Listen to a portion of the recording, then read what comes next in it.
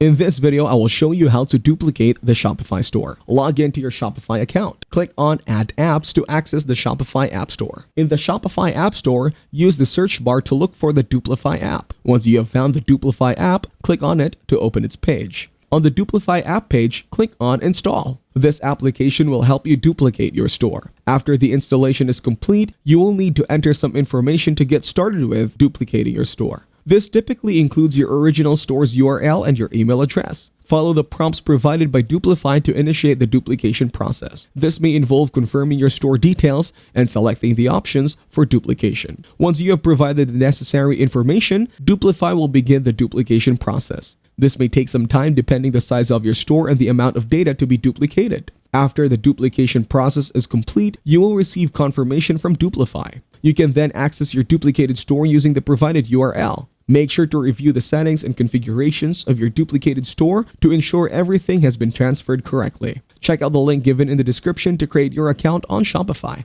If this video was helpful, please consider leaving a like and subscribing to the channel. With that being said, I will see you in the next video.